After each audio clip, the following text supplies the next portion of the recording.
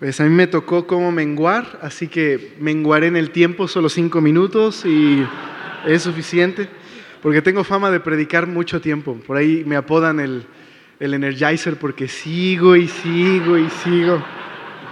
Entonces, espero cambiar esa fama el día de hoy. Exacto, cambiar a Duracell o alguna otra. Pues oramos, ¿les parece? ¿Me acompañan a orar? Señor, gracias por ser tan bueno que nos permites estar reunidos alrededor de tu palabra, Señor. Y gracias por este tiempo que también nos dejas a muchos de estos hombres, Señor, estar pues desconectados del estrés, Señor, desconectados de aquellas cosas que a veces nos distraen en la semana, Señor. Y nos permites venir para ser transformados, que tú renueves nuestra forma de pensar, Señor, para que podamos reflejar a Jesús, para ser testigos, Señor, de la luz, podamos testificar de quién eres tú. Danos sabiduría, llénanos de tu Espíritu y podamos entender el día de hoy tu mensaje para nosotros. Te lo rogamos en el nombre de Jesús. Amén. Por favor, abre tu Biblia en Juan capítulo 3.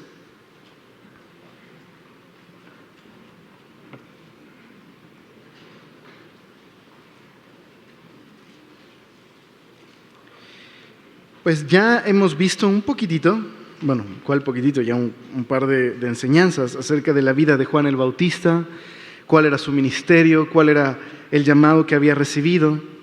Y en este famoso capítulo 3 de Juan, donde Juan hace una declaración que es conocido como la ley del servicio, es necesario que él mengüe, lo estoy diciendo todo al revés, es necesario que yo mengüe y él crezca. Eso es mala teología, no me hagan caso de lo que dije anteriormente. Es muy famoso este capítulo, Juan capítulo 3, precisamente por esa declaración de Juan, aparte de Juan 3:16, que es el corazón del mensaje del Evangelio. Entonces ahí en Juan capítulo 3, dice el verso número 22. Después de esto, vino Jesús con sus discípulos a la tierra de Judea y estuvo allí con ellos y bautizaba. Entonces, ¿qué sucede? Bueno, en esta historia, el ministerio de Juan el Bautista empieza a entrelazarse con el ministerio de Jesús. Hay un periodo en el que esto sucede. Si leemos los demás evangelios, nos damos cuenta que inmediatamente después de la tentación en el desierto aparece la historia de Juan en la cárcel, Juan el Bautista. Pero en el Evangelio de Juan se nos aclara un poco esos detalles y vamos a ver que realmente no fue inmediato el encarcelamiento de Juan el Bautista, sino que hubo un periodo en el que mientras Jesús ministraba, Juan el Bautista seguía también su ministerio. Y algo empieza a ocurrir. La gente que está siguiendo a Juan el Bautista empieza a seguir más a Jesús que a Juan. Y es en ese periodo transicional que los discípulos de Juan el Bautista se acercan con una queja, a decirle que pues, se le está yendo el changarro a Juan el Bautista, que está perdiendo popularidad, que Jesús está ganando popularidad, y eso es lo que está sucediendo en la historia. Déjenme hacerles una pregunta. ¿Cuál es la medida de la grandeza de un hombre? ¿Qué hace que un hombre sea grande? Eso es una buena pregunta, porque Jesús llama a Juan el Bautista el hombre más grande que ha nacido de mujer. En un pasaje nos dice que realmente la última estrella de un profeta antes de Jesús en Israel fue Juan el Bautista. 400 años de silencio después de que habían perdido esa revelación de Dios a través de los profetas, viene el último profeta del Antiguo Testamento, en el Nuevo Testamento, que es Juan. Es la última estrella. Y después Israel rechaza al Mesías y va hacia una obscuridad temporal. Pero es el último. Y es el hombre más grande nacido de mujer. ¿Pero qué lo hacía grande? Bueno, en este pasaje aprenderemos que el verdadero crecimiento, lo que hace a un hombre grande, es que, aunque es mala gramática, por decirlo así, es teología correcta, uno no crece hacia arriba, por decirlo así, uno crece hacia abajo. Es decir, a medida que yo me humillo, a medida que soy más manso, que soy menos yo, y Él empieza a crecer. Eso es lo que hace un hombre verdaderamente grande. Y por eso Juan el Bautista, el hombre más grande nacido de mujer, es conocido por este lema: es necesario que yo mengüe y que Él crezca. Así que una verdadera marca de madurez, ¿cuál es? Pues el verdadero crecimiento es crecer en humildad, es crecer en mansedumbre, es sujetarme cada vez más al Señor, es rendir más mi voluntad a su voluntad. Esa es la medida de la grandeza. Estoy menos en control yo, está más en control Él. Pero al mismo tiempo eso nos da más libertad. Entre más rindo mi libertad a Él, más libre soy verdaderamente. Y esta es verdadera grandeza. ¿Qué sería lo opuesto entonces a esta humildad? El orgullo. El orgullo sería lo opuesto. Completamente, diametralmente opuesto. Y si la medida de la grandeza es realmente la humildad que vemos manifestada en Juan, el orgullo hace lo contrario. El orgullo arruina todas las cosas. El orgullo sacó a Adán y Eva del jardín. El orgullo sacó a Saúl del reino. El orgullo sacó a Satanás del cielo. El orgullo arruina matrimonios, destruye vidas. Eso hace el orgullo. Ha destruido familias, incluso iglesias. El orgullo es muy destructivo. Pero este hombre, el más grande, era grande porque estaba menguando para que Cristo creciera. Así que eso es lo que nos está narrando ahora Juan capítulo 3. Nos dice que esto sucedía, que Jesús con sus discípulos vino a tierra de Judea y estuvo ahí con ellos y bautizaba. Dice el verso 23. Y Juan bautizaba también en Enón, junto a Salim, porque allí había muchas aguas. Y venían y eran bautizados. Entonces ahí está Jesús y sus discípulos están bautizando. Aunque en el pasaje parece ser que Jesús está bautizando. Pero en otros pasajes entendemos que no era Jesús quien bautizaba, sino sus discípulos. Pero también Juan el Bautista sigue bautizando. Eso está sucediendo en este periodo. Y dice el verso 24, porque Juan no había sido aún encarcelado. Entonces nos aclara eso. Entonces hubo discusión entre los discípulos de Juan y los judíos acerca de la purificación. Y dice ahí el verso 26. Y vinieron a Juan y le dijeron: Rabí, mira que el que estaba contigo al otro lado del Jordán, de quien tú diste testimonio, bautiza y todos vienen a él. Ahí está Juan el Bautista realizando su ministerio y ahí está Jesús cumpliendo su ministerio. Y ahí están los discípulos de Juan quejándose, porque de aquel que Juan dio testimonio, todos están yendo hacia él. Y esto es muy interesante. ¿Cuál era el propósito de Juan el Bautista? Su ministerio era uno. Su ministerio era esa voz que clama en el desierto para preparar el camino del Señor. Y su bautismo era uno de purificación, pero simplemente preparaba el corazón. No era en sí el perdón de pecados. Era el arrepentimiento que preparaba la llegada del Mesías. Preparaba el corazón para lo que haría Jesús. Su mensaje era entonces arrepentimiento. ¿Y la señal del arrepentimiento? El bautismo. Ahora, ¿qué está haciendo Jesús? Pues Él es el cumplimiento de Juan el Bautista y Él continúa con el mismo mensaje. Jesús dijo: el reino de Dios está cerca. Arrepiéntanse y crean en el Evangelio. ¿Y cuál era la señal de que estaban arrepentidos? Se bautizaban. Eso es lo que está sucediendo aquí. Juan continúa anunciando a Jesús y Jesús se anuncia a sí mismo, por decirlo así.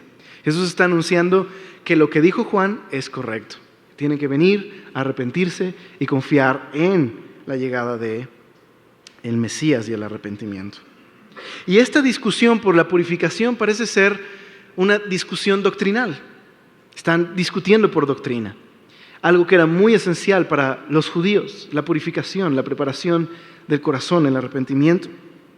Pero entonces llegan con Juan el Bautista y podemos examinar un par de cosas que estos discípulos de Juan están haciendo. Mira cómo se expresan acerca de Jesús. Dice el versículo número 26. Rabí, mira aquel que estaba contigo al otro lado del Jordán. Entonces, aquí hay algo muy significativo. No mencionan su nombre, ¿verdad? No dicen Jesús simplemente. Y por no decir Jesús, tienen que decir de quien tú estabas anunciando del otro lado del Jordán. ¿Qué sucede con él? Todos están yendo hacia él. Entonces, a la vez de que hay recelo, digamos algo de envidia y celos, no mencionan el nombre de Jesús, pero también hay una especie de reclamo escondido a Juan. Porque es como si le dijeran, maestro, como que tú no estás muy atento a lo que está sucediendo. Se te está yendo la gente y deberías estar más atento a lo que está sucediendo. Ahora, qué interesante. Juan no está celoso del ministerio de Jesús, pero los discípulos de Juan sí. A veces los discípulos suelen ser más radicales que el maestro mismo. Y eso lo hemos visto a través de la historia. Pero ellos están celosos y no han entendido bien lo que Juan les dijo, porque él les va a decir, pues claro, ¿no se acuerdan del testimonio? Yo di testimonio de él. ¿Y qué testimonio di? Pues él es el Cordero de Dios. Síganlo a él. A él es al que tienen que seguir. Ese es mi ministerio. Yo solo estoy preparando el camino. Y predico el arrepentimiento para que ustedes se preparen para aquel que había de venir. Bueno, es él. Es lo justo, es lo correcto. Tienen que seguirlo a él. ¿Cómo va a lidiar Juan el Bautista con esta controversia? Bueno, esta es la manera en la que Juan va a lidiar. Primero les dice su convicción. Dice ahí el verso 27. Respondió Juan y dijo, ¿no puede el hombre recibir nada si no le fuere dado del cielo? Vosotros mismos me sois testigos de que dije, yo no soy el Cristo, sino que soy enviado delante de él. El que tiene... Bueno, hasta ahí. Entonces, lo primero que hace Juan es presentarle su convicción. ¿Y cuál es su convicción? Todo ministerio y toda bendición genuina viene de Dios. ¿Ok? Entonces, si la gente se está yendo con Jesús, ¿quién está llevando a la gente con Jesús? Pues Dios. Y si la gente me está dejando de seguir a mí, ¿esto es obra de quién? De Dios. Esta es la convicción de Juan hacia sus discípulos. Esta es la perfecta voluntad de Dios. Y Él les dice, yo no puedo ser más que aquel de quien anuncio. El anunciante no puede ser más grande que aquello que anuncia. Si un heraldo, que eso es lo que hace Juan el Bautista, llega a una ciudad como llegaban los heraldos y anunciaba que en cierto tiempo vendría el rey, sería muy extraño que cuando llegara el rey y toda la gente fuera a hacer reverencias al rey, dijera el heraldo, ay, ¿qué onda? Nadie me agradece por mi trabajo. Yo aquí de gritón diciendo que va a venir el rey y todo el mundo viene a hacerle reverencia al rey. Sería lo más raro, ¿verdad? Si un heraldo cumple su trabajo, es suficiente, ¿verdad? Anunciar, ahí viene el rey, cumplió su trabajo, ahí está su satisfacción. Y eso es lo que está diciendo Juan. Esto es lo más natural, esto no es difícil de explicar. Muchachos, acuérdense, yo no soy el Cristo, se los dije. Él es el Cristo. Esto es correcto, esto está muy bien. Tienen que seguirlo a Él, no a mí. Y esa es la respuesta de Juan. Todo don y toda oportunidad viene de Dios. Ahora créeme, Juan el Bautista era un predicador famoso. Muy famoso, probablemente uno de los profetas más famosos. Podríamos comparar su ministerio al de Billy Graham, por ejemplo. Porque dice la Biblia que multitudes venían a él, hasta soldados, a oír el mensaje de Juan. Así que Juan era un predicador tan famoso que tenía favor nacional. Hasta los líderes tenían miedo de tocar a Juan por lo que la gente pensaba de Juan el Bautista. Y en verdad estaba dejando de ser popular. Todavía había gente que lo estaba siguiendo porque la forma en la que se expresan los discípulos es una exageración. Todo el mundo se va con él. Bueno, estaban comenzando a irse con Jesús. Y lo único que dice Juan el Bautista es, precisamente a eso me llamó Dios, a anunciarlo a Él. Y se están yendo con Él. Esta es mi convicción. Todo verdadero don solo lo da Dios. Todo llamado viene de Dios y solo Él puede llevarse la gloria. Ahora, en los versos que vienen, Juan usa una ilustración. para explicar su punto. Entonces mira lo que dice ahí en el verso número 29. Dice, el que tiene la esposa es el esposo, mas el amigo del esposo que está a su lado y le oye, se goza grandemente de la voz del esposo. Así pues, mi gozo está cumplido. Bueno, el amigo del esposo no solamente era alguien que era el amigo del esposo en esta época. En esta cultura, el amigo del esposo era quien organizaba la boda. Y su labor era que todos los detalles de la boda estuvieran listos. Preparaba el camino, literal, para la boda y llevaba a la novia hasta el esposo. Y una vez que la entregaba, se acabó su función. Y entonces podía los novios entrar a la cámara nupcial y el amigo del novio simplemente se hacía atrás y disfrutaba de la fiesta con la familia. Había cumplido su papel. Lo único que está diciendo Juan el Bautista es, ok, se los voy a explicar con la siguiente ilustración. Yo soy el amigo del esposo y ya cumplí mi función, ya preparé el camino, pero aquí está el esposo y ahí está su esposa, la iglesia. Así que yo tengo que quitarme. Este es mi gozo. Entonces, imagínate la escena donde un amigo del esposo entrega a la novia y por dentro está, ¿qué onda con esto? Estoy bien incómodo. ¿Cómo voy a encontrar alegría? Estoy entregando a la novia. Qué afortunado este muchacho que se la lleva. O sea, sería súper raro, ¿verdad? Muy raro. El amigo solo puede tener la alegría de compartir el hecho de que la novia está con el esposo. Y ese es el gozo cumplido de Juan. Cumplí mi papel. Hice lo que tenía que hacer. No puedo estar más satisfecho. Hice mi labor. Y entonces viene este versículo, que es la ley del verdadero servicio, dice el verso 30. Es necesario que Él crezca, pero que yo mengüe. El ministerio de Juan el Bautista era señalar a la luz. Pero este mismo evangelio que estamos leyendo, Juan el evangelista aclara de Juan el Bautista, vino a dar testimonio de la luz, pero él no es la luz, solo da testimonio de la luz. Leon Morris, un comentarista bíblico, dice, estas son las palabras más grandes del hombre que fue el hombre más grande nacido de mujer. Y sus palabras fueron, es necesario que yo mengüe para que Él crezca. La verdadera medida de la grandeza. Ahora, Juan dice que esto es necesario. No está considerando menguar. No es una opción dentro de muchas opciones menguar. Él dice, esto es el plan de Dios. Yo debo desaparecer y Él tiene que ser visible. Él tiene que ser el que se lleve todo el honor. ¿Cómo podemos, después de ver lo que sucede en este pasaje, cómo podemos aplicar, esta verdad a nuestras vidas? ¿De qué forma Dios nos está llamando a menguar, a hacer menos de nosotros para que Cristo sea más? Bueno, en el caso de Juan, esto era el propósito de su ministerio. Él tenía que ser menos porque anunciaba a Cristo y cuando Cristo entró en la escena y cumplió su propósito, tenía que desaparecer.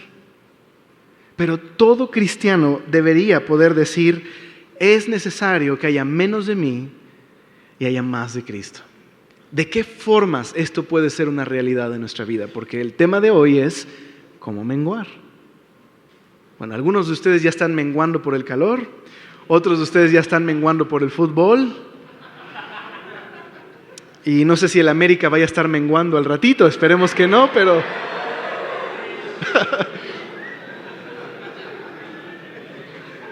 Oramos al rato que no.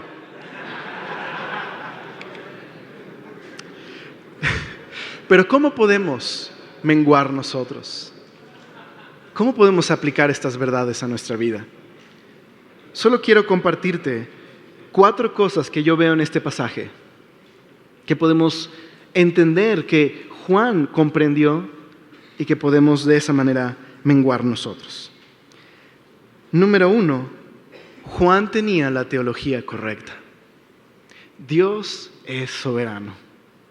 Juan tenía la teología correcta.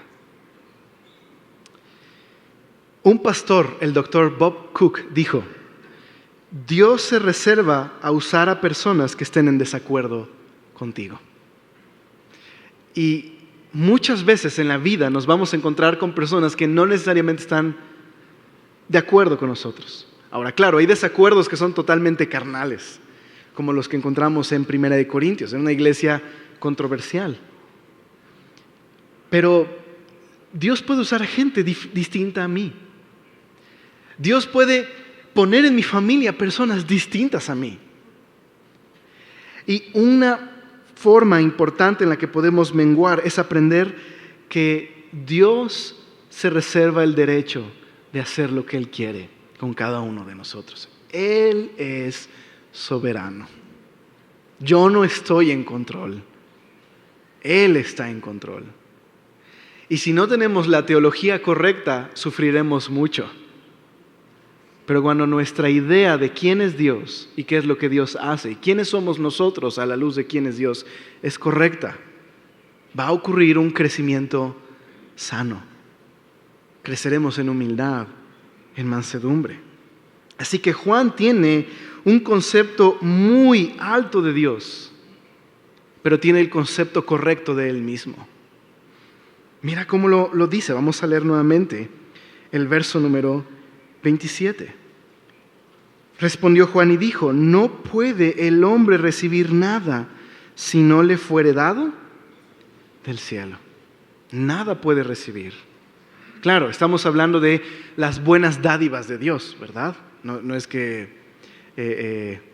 pequé porque me fue dado del cielo, ¿verdad? Sino estamos hablando de los regalos de Dios, de la obra de Dios. No podemos, la fuerza que tenemos para trabajar, nuestra familia, lo que tenemos, lo hemos recibido porque Dios nos lo ha dado. Podría ser que te hayas esforzado, pero ¿quién te dio las fuerzas para esforzarte? Dios. Eso es una teología correcta. Pero qué interesante es que estos discípulos que están quejándose con Juan no tienen la teología correcta, ¿verdad? Son controversiales, son argumentativos, son competitivos. Y eso es muy natural en el ser humano. Y es lo contrario al caminar en Cristo que Dios quiere que sigamos. Una persona argumentativa y controversial es una persona orgullosa. Es una persona que no puede entender que hay gente que no es como él.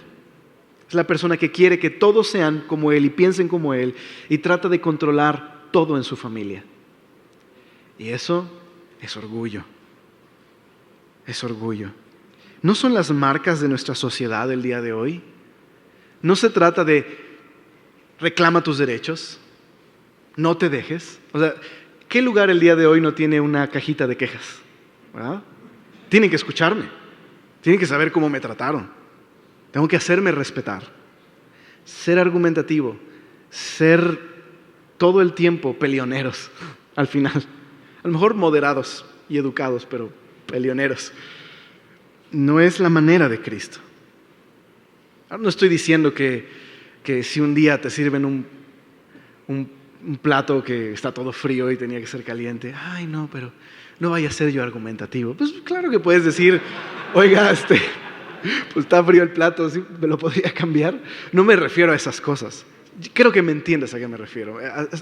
Este rollo de ser argumentativo y reclamar y todos tienen que escucharme, y eso es carne.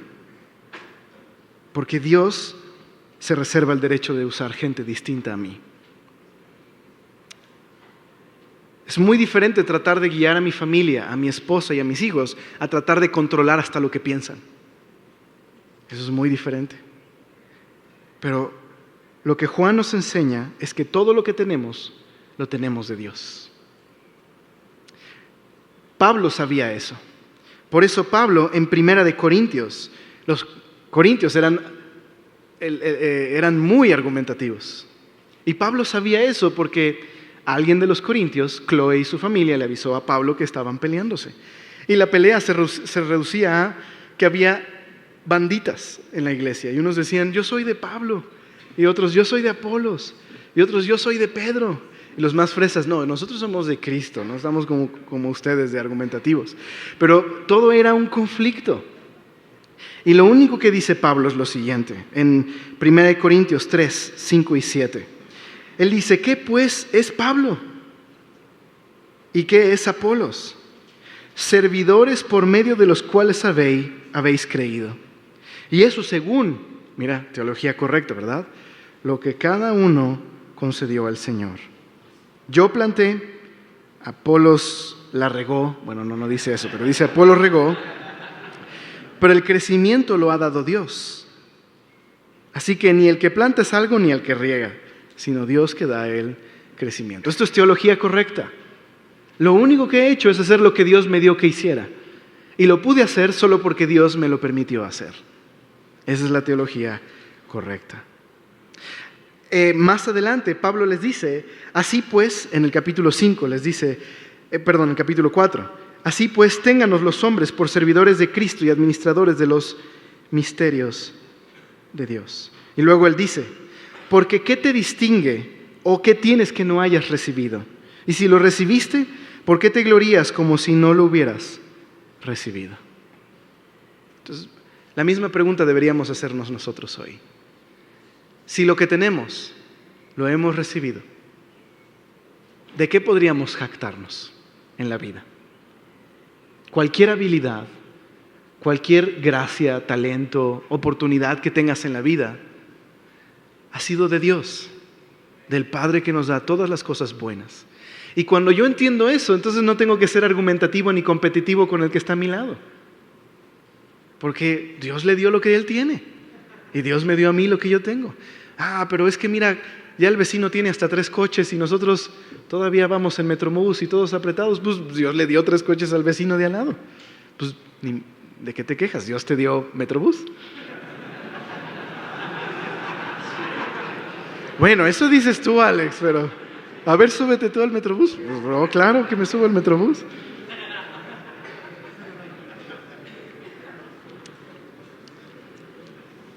Teología correcta. Dios es soberano. Yo no estoy en control. Dios está en control. Él es bueno. Él cuida de mí. Todo lo que tengo viene de Dios. El mismo Pablo en otro pasaje, en Efesios 3, en el verso 7, Pablo le dice a la iglesia, por el don de la gracia de Dios me ha sido dado conforme a su gran poder, yo fui designado ministro de este evangelio. Yo que soy menor que el más pequeño de todos los santos, he recibido el privilegio de anunciar entre los no judíos el evangelio de las insondables riquezas de Cristo. Yo lo leí en otra versión, la Reina Valera contemporánea. Pero Pablo está diciendo, yo recibí un regalo, un privilegio, el privilegio de anunciar el evangelio a los no judíos. Y fue Dios. Si algún apóstol se esforzó en su ministerio, fue el apóstol Pablo. Pero él podía decir, pero no soy yo, es la gracia de Dios en mí. Qué tremenda libertad y alegría nos permite ser humildes cuando soltamos el control de las cosas y solo podemos dar gracias a Dios porque Él está en control. Y esto lo puedes aplicar en tu trabajo, lo puedes aplicar en tu familia, lo puedes aplicar en tu vida diaria. Dios es soberano, nos hace libres para descansar en su cuidado y amor, aun cuando no siempre esas decisiones de otros nos parecen, o cuando alguien está creciendo más que nosotros. Dios es soberano, es bueno, es confiable, y Juan lo sabe. Una segunda cosa es que Juan tenía el entendimiento correcto, no solo la teología correcta, sino el entendimiento correcto, conocía su llamado. Yo no soy el Cristo, yo fui llamado a anunciar el Cristo. Así que había un límite a lo que tenía que hacer, a una cosa específica que tenía que hacer. Todos nosotros tenemos que entender el llamado que hemos recibido y las limitaciones que tenemos como personas. No podemos hacerlo todo y no deberíamos pretender hacerlo todo. Dios nos ha llamado a algo y tengo que entender mis limitaciones. ¿No es este mundo un mundo que precisamente nos llama a tener el control y a superar todas nuestras limitaciones? Pero a veces precisamente son mis limitaciones las que me hacen reconocer que Dios es bueno y que le necesito. Ahora, claro, con esto no estoy diciendo que seamos perezosos en nuestro trabajo. No, pues estoy limitado, entonces no estoy diciendo eso, por supuesto. Lo único que estoy diciendo es que estamos limitados. Y está bien. Está bien. No necesito hacerlo todo. Y necesito dejar de compararme con los demás. Dios me hizo de una forma. Y Dios me llamó a hacer algo. Y eso también nos da una tremenda libertad.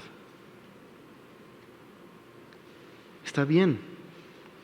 Una tercera cosa es, Juan tenía la actitud correcta.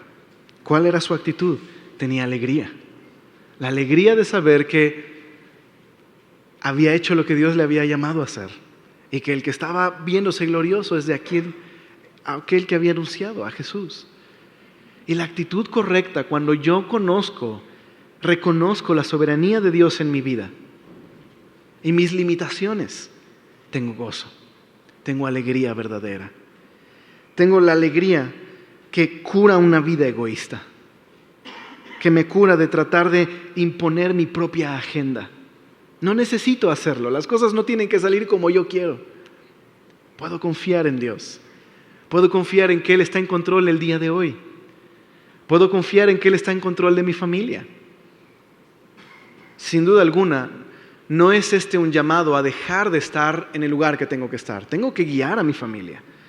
Pero es Cristo el que tiene que controlarme. Es Cristo el que tiene que crecer. Y yo tengo que menguar. Él está en control. Pero como hombres siempre nos gusta estar en el volante, ¿verdad?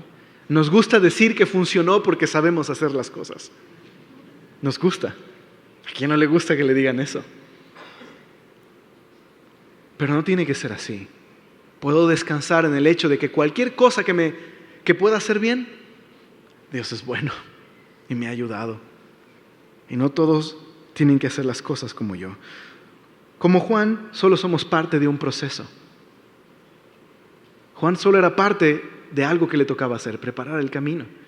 Cada uno de nosotros no somos Jesús. Yo no soy Jesús en mi familia. Jesús es Jesús. Y Él tiene que tener el lugar que solo Él puede tener en mi vida y en mi familia. Y tengo que cederle ese lugar.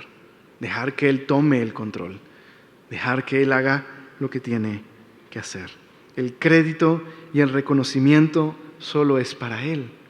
Y a medida que Él se vuelve visible, porque yo pierdo el control y Él lo adquiere, entonces tengo gozo y otros pueden ver a Cristo en mí. Qué alegría que nos dijeran, cada vez veo menos de ti.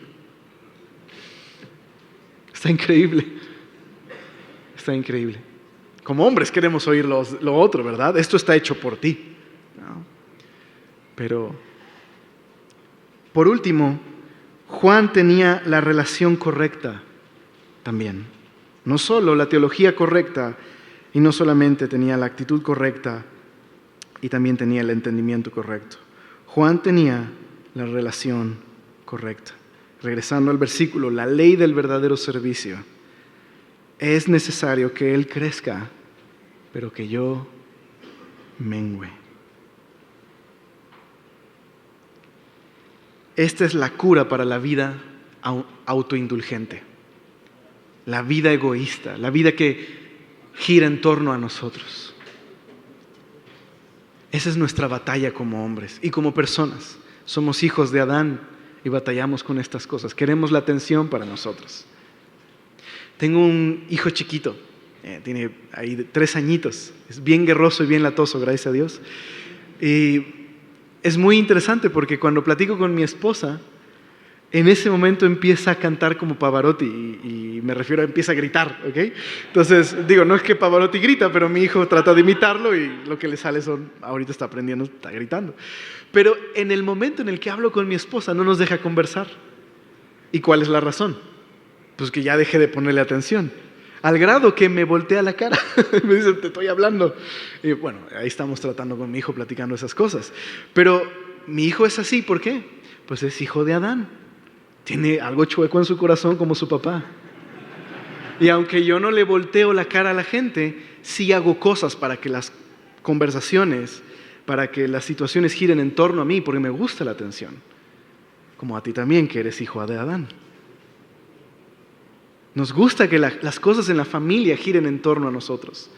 Que nuestros hijos giren en torno a nosotros, que nuestras esposas giren en torno a nosotros, que en el trabajo las cosas giren en torno a nosotros, que en la iglesia las cosas giren en torno a nosotros. Y este lema es la cura para una vida como en el mundo, autoindulgente. En el mundo se trata de lo que tú crees. Eso es verdad. Eso es lo que está bien. Nadie tiene derecho a decirte lo que tú tienes que hacer. Escoge. Haz lo que viene a tu corazón. Ese es el secreto para ser feliz. Pero esa es la vida más egoísta y menos capaz de producir una verdadera felicidad, no solo para mí, sino para la gente que está a mi alrededor. Nuestra familia necesita más de nosotros, pero menos de nosotros, en nosotros. Necesita más de Jesús en nosotros. Necesitan hombres grandes en ese sentido, ¿me explico? Que se humillen, que tengan un servicio sacrificial, que estén dispuestos a entregarse por el otro. Esa es la medida de la grandeza, como Juan. Y nuestros amigos, nuestra familia, nuestros amigos en la iglesia necesitan más eso en nosotros para poder servirles correctamente. Así que la vida, con esto quiero terminar, no se trata de nosotros. El llamado cristiano, como Juan, esta es la versión de Juan de toma tu cruz y síguelo. Toma tu cruz, niégate a ti mismo y sigue a Jesús todos los días. Déjame terminar con un solo versículo, porque creo que Pedro estaría totalmente de acuerdo con lo que Juan está diciendo. Acompáñame a 1 de Pedro, capítulo 5.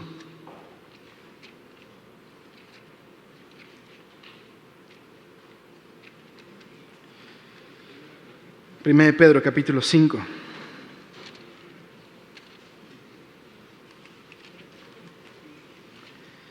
Mira lo que dice Pedro. Pedro está escribiendo a los pastores. Y dice ahí, 1 de Pedro 5, versículo número 5 y 6. Igualmente, jóvenes, estad sujetos a los ancianos y todos sumisos unos a otros, revestidos de humildad, porque Dios resiste a los soberbios, da gracia a los humildes. Entonces, humillaos pues bajo la poderosa mano de Dios, para que Él os exalte cuando fuere tiempo. La meta de Juan en su vida, su meta en la vida era ser menos Él para que Cristo fuera más. Y esa tiene que ser nuestra meta en la vida. Billy Graham, uno de los más grandes evangelistas que nos ha tocado vivir en nuestra época, en alguna ocasión inauguraron su biblioteca, la biblioteca Billy Graham. Y ya grande como es, pasó al púlpito, agradeció por la biblioteca en su honor, pero dijo algo que me sorprendió. Dijo, he pasado más de 40 años tratando de que desaparezca el nombre de Billy Graham. Y lo veo aquí puesto en una biblioteca. Y claro, no estaba siendo ofensivo, solo estaba diciendo, toda mi vida lo único que he querido es que Cristo y su nombre sea el que sea exaltado. Haz de esto el lema en tu vida, sirve a tu familia. Sirve a los tuyos correctamente, sirve en la iglesia, en tu trabajo, haz esto tu lema, que Cristo sea el que sea visto y no yo. Ten la teología correcta, Dios es soberano. Ten la actitud correcta, ten alegría, no tengo que estar en control, no tengo que imponer mi agenda. Y por supuesto, que este lema sea tu lema. ¿Oramos por esto?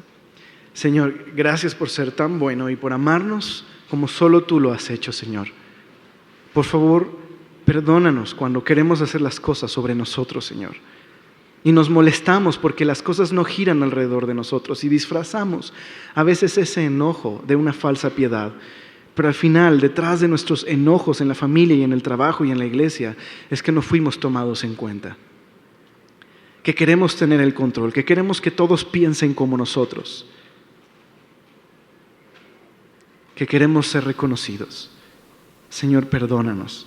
Esta es la batalla que tenemos todos los días, Señor, en la que te rogamos tengas misericordia para que nosotros seamos menos nosotros, Señor, y tú crezcas. Y podamos, Señor, tomar nuestra cruz y pasar nuestra vida con esta meta, Señor, que tú seas visible. Lo necesita nuestra familia, Señor. Lo necesitan en nuestro trabajo, en la iglesia, Señor. Que seas más tú en nosotros. Te lo rogamos en tu nombre. Amén.